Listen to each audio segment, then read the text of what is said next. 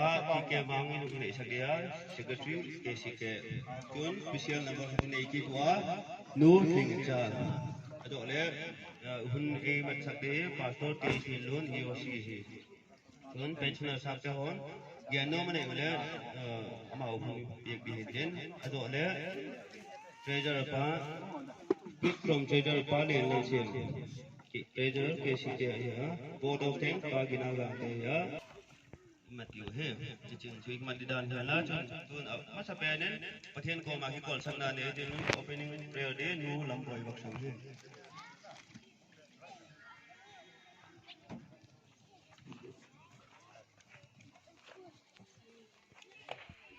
ai na kin pe jeng lang ni ba san sa yang la ogi na bin taw ko na kin che ai na kin pe taw le in se na sam kin be ka ai tu pha ning pa sim zo la ba na ke za lang ke pa wi pa kai tu ni a hong ki mang chading cha pa pa so pa na mang mang chang lang cho le a kin ha do di ho so ki ho chang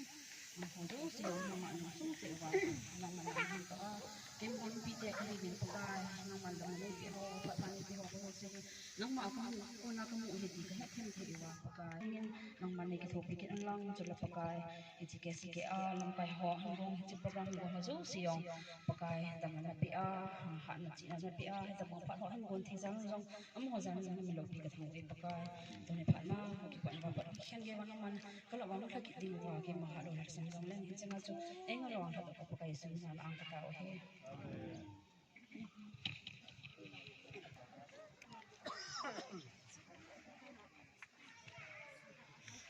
Department Pasapen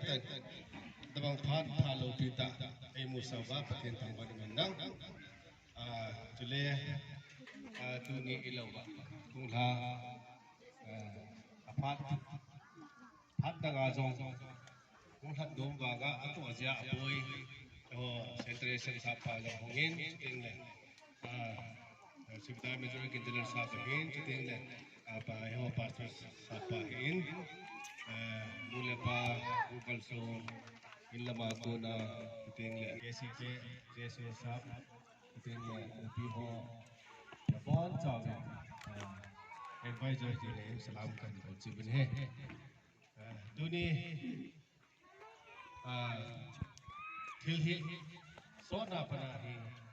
pathin na mai chan sin khoma hi ahi aphat se le program manding ti jong he ilung dei bagin ana ki gong thei pon ipijena mitia hele in langa boy na inei jevin i boy jevin ahi wang pathin hinga thumna pathin hinga taw lama ipon phowin kiji je hin kiji go nop ki tho hi ani ki mo bol pon ahin la tu hin mitam ta in lama ko nang kalso ang je chun ahin ki gelin epi hile pathin da mai cham sim khom hoitin tuni ile timben ki paum he jinge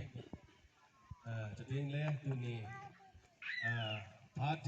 pathin ni phat boi jong le ilawa mai cham sim nga them tua iko pastor pajong amazon kazana on behalf of KCK salam kan pe bene it is hintin tuni hi ne khom cha khom se se ina cha tu pi po ni a tu pi chu ai le pathin thu a ilaya ilawa service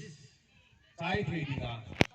ongom sap de heaven cheteng le kata sakim kiala sipai ka hulu de in cheteng le training ka bolin training ka chargen junida battalion na ka chi in battalion na jong gen thein na cha chom chom mun iga se ya hele aphat se a he thuboi na chuding le khat be le peace location na kiu ma hin ki cho cheng chenga ko na chu pathinin phathei ei bo jewa service chai thei dinga em go me chi atu pi pen ta he e chi ki pa naw hi pathin huna ile lu lo wai le pathin ho to ki lo lo tu hi thing pena se na e ja chu tunia hung ka song pension hung thei dinga am ho zo se jong pathin minin pathin nangai lut naw chuteng le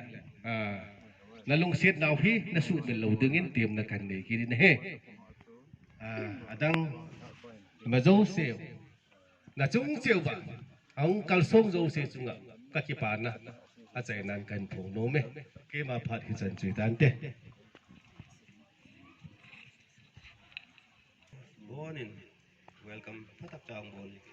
Ama chuang ki pa tu again he. Tu hin special number ngai thai tu nu henga. Pak sam he.